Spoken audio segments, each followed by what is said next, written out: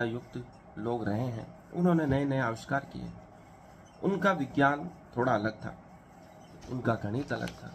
वो ज्ञान लुप्त हो चुका है, क्योंकि कहा जाता है महाभारत युद्ध में सभी प्रकार का ज्ञान, विज्ञान और योद्धा नष्ट हो चुके थे। उस ज्ञान को छुपा लिया गया।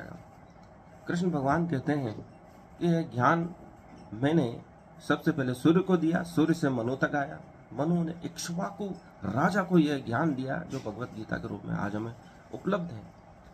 इसके अलावा भी और भी विज्ञान था जो मंत्रों पर आधारित था, यंत्रों पर आधारित था, तंत्र मंत्र पर आधारित था। आज भी गांव में हिमालय पे ऐसे साधु संत मिल जाते हैं जो चमत्कार करते हैं, लेकिन वे कहते हैं ये तो विज्ञान है।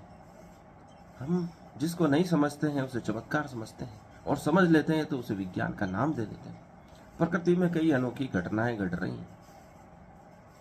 मृत व्यक्ति में पुनः जीवन की संभावना समाप्त हो जाती है, लेकिन कुछ ऋषि मुनि उन्हें पुनः जीवित कर सकते हैं।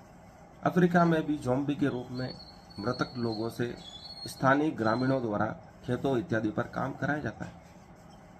मृत लोगों को पुनः जीवित करने की विद्याएं उनके पास है, वे उसे विज्ञान मानते हैं, पर उनमें ज्यादा विचार शक्ति नहीं होती है।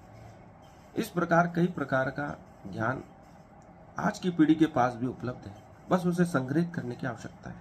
लेकिन कुछ लोग उसे छद्म विज्ञान कहते हैं, क्योंकि वह उनके समझ में नहीं आता है।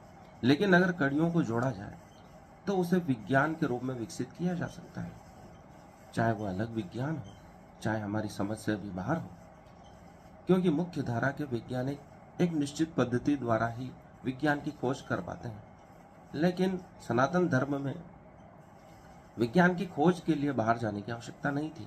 अपने शरीर को ही प्रयोगशाला बनाकर उसमें आविष्कार किए जा सकते हैं, प्रयोग किया जा सकते हैं। लेकिन समस्या यह है, उन प्रयोगों को स्वयं ही देखा जा सकता है। और ध्यान के स्तर पर यदि शुद्ध ध्यान को प्राप्त कर लिया जाए तो उस खुद व्यक्ति को भी मालूम नहीं रहता है कि उसने क्या जाना है, क्योंकि ज्ञान और व्यक्ति एकाकार हो जाते हैं, जानने वाला नहीं बचता है। जब जानने वाला ही नहीं बचा तो ज्ञान किसको उपलब्ध हुआ। इसलिए कबीर ने कहा गूंगे का गुड़, अर्थात गुड़ के मिठास का स्वाद गूंगा व्यक्ति नहीं बता सकता। वह उसका आनंद ले रहा है लेकिन दूसरों को नहीं दे सकता। इसलिए बुद्ध ने कहा अप दीपो भव, अपने दीपक स्वयं बनो। इसलिए कृष्ण ने अर्जुन को ज्ञान तो दिया, लेकिन साक्षात्कार स्वयं अर्जुन को करना पड़ा, जिसे आत्म साक्षात्कार कहा जाता है। कृष्ण के विराट रूप